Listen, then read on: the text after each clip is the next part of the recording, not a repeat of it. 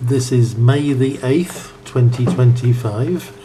My name is Kevin Mulqueen. I'm a retired English teacher living in Ho Chi Minh City, Vietnam. And I love Thomas Hardy. I love his novels. I love his poetry. And what I'm going to do now is I'm going to give my opinions, my appreciation of his greatest novel, in my opinion, Tess of the D'Urbervilles. I've actually written down some stuff which I'm going to read to the camera.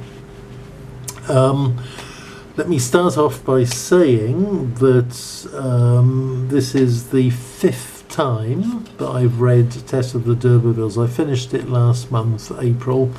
It took me 4 or 5 days to read it. Fantastic read again.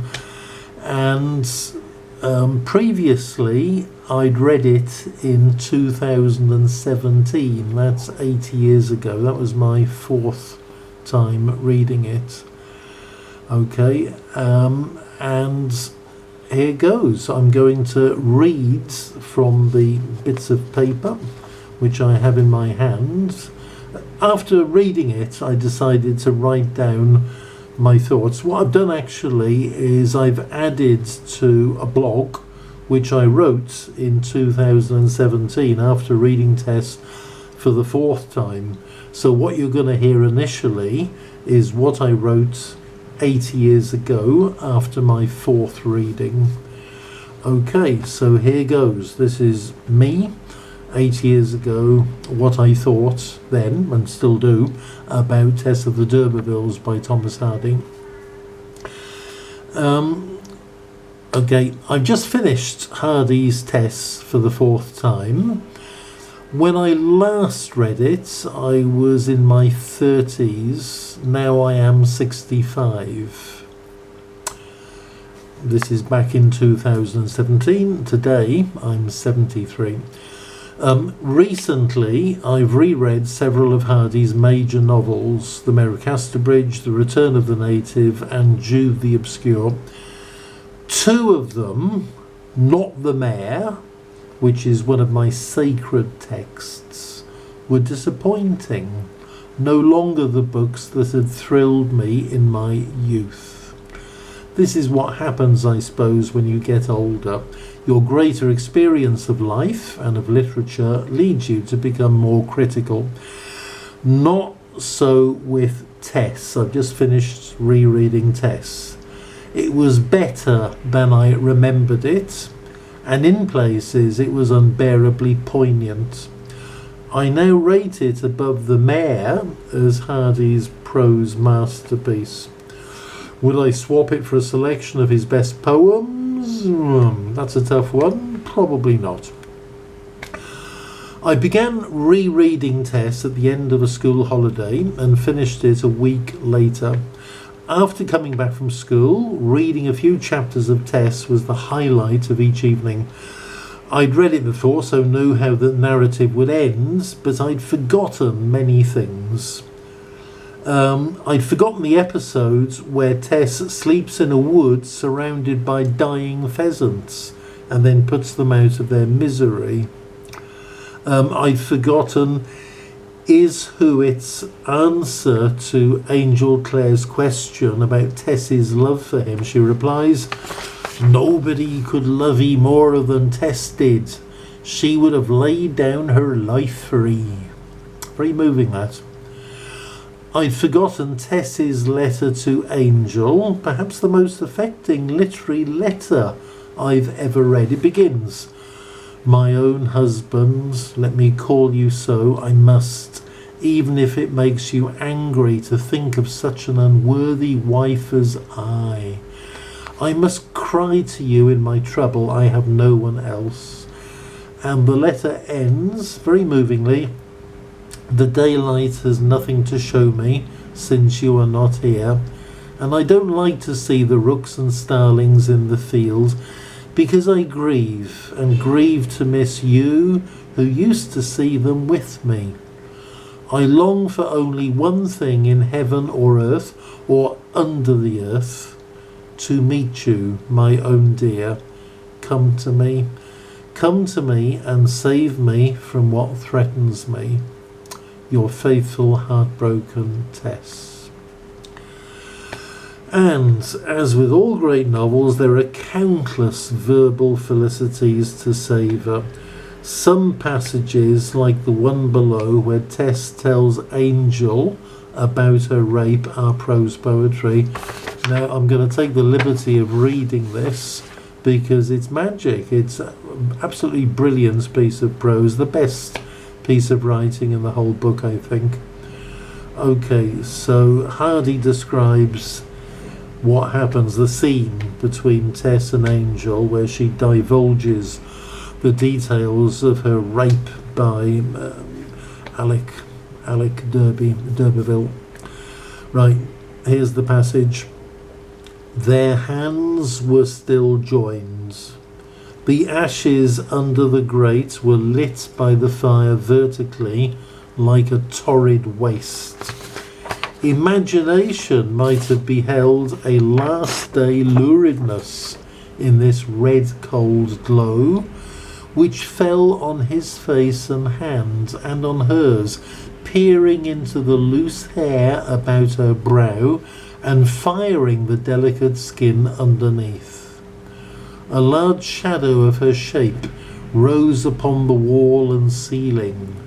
She bent forwards, at which each diamond on her neck gave a sinister wink like a toad's, and pressing her forehead against his temple, she entered on her story of her acquaintance with Alec d'Urberville and its results, murmuring the words without flinching and with her eyelids drooping down. Tess is by no means a perfect novel, not like Madame Bovary by Gustave Flaubert, or possibly Middlemarch by George Eliot. Hardy is fond of showing off his cultural knowledge for no good reason. There's so many quotes from the Bible, from literature, references to painting and history. There is a certain amount of melodrama which spoils the realism. I'm thinking of Alec's conversion to Christianity. Utterly ridiculous, really, isn't it? The rather staged and too obviously symbolic finale at Stonehenge, and the description of the bloodstain on the ceiling. The landlady looks up and she sees the blood from the murdered Alec staining the ceiling. It has the appearance of a gigantic ace of hearts. In an attempt to explain Hardy's penchant for melodrama, the critic Arnold Kettle wrote, "These are not naturalistic novels." That's something I've always remembered from my university days. The great Arnold Kettle actually said, "These are not naturalistic novels." Now, I disagree. Hardy's novels are in the main naturalistic, but occasionally he allows his poetic imagination free rein.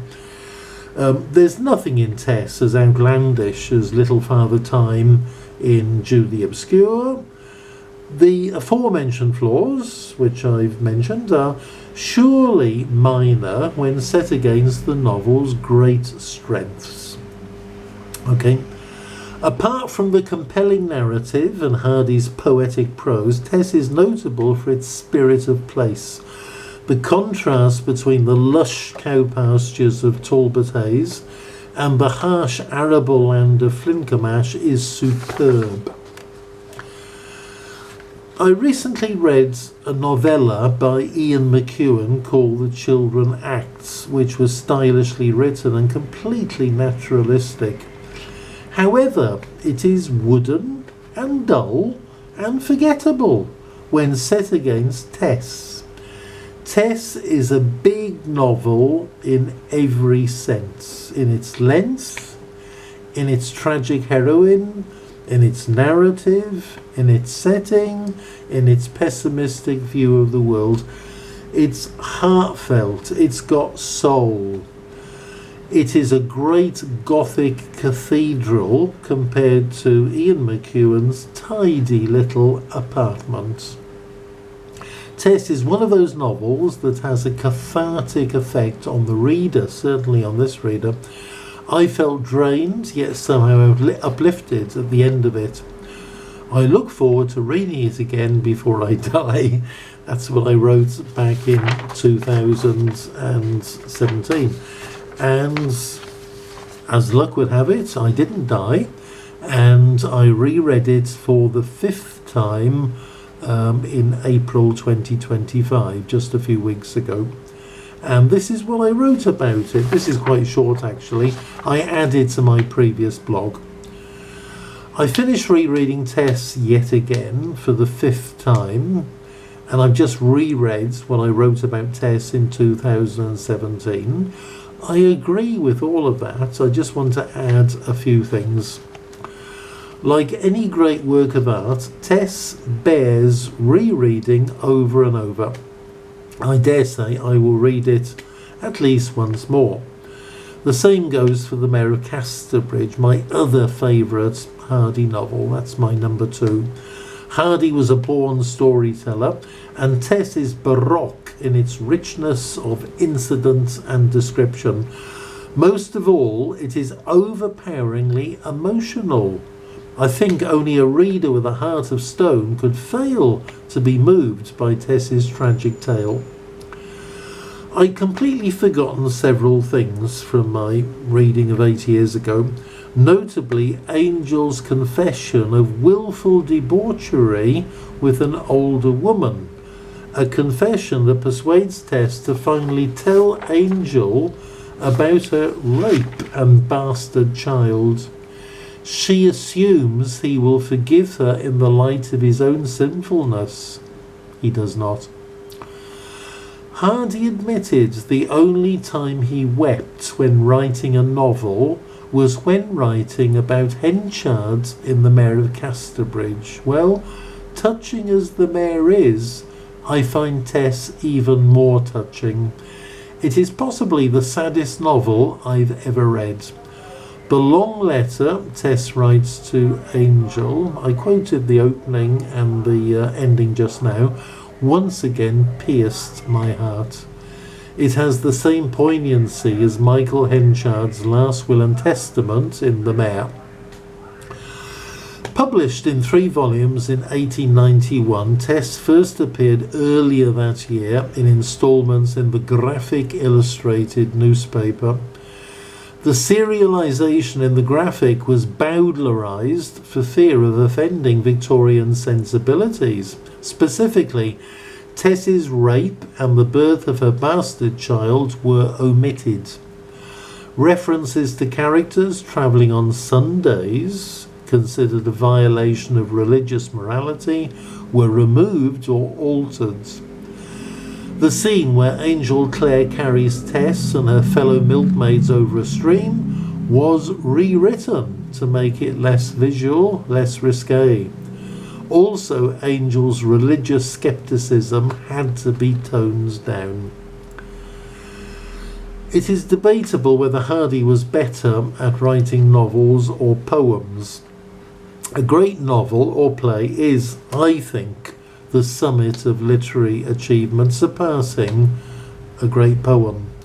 If I had to choose between a selection of Hardy's best poems, The Darkling Thrush, Afterwards, The Going, During, Wind and Rain, and so on, and his best novels, Tess, The Mayor, and Far From the Madding Crowd, I would most definitely choose the novels.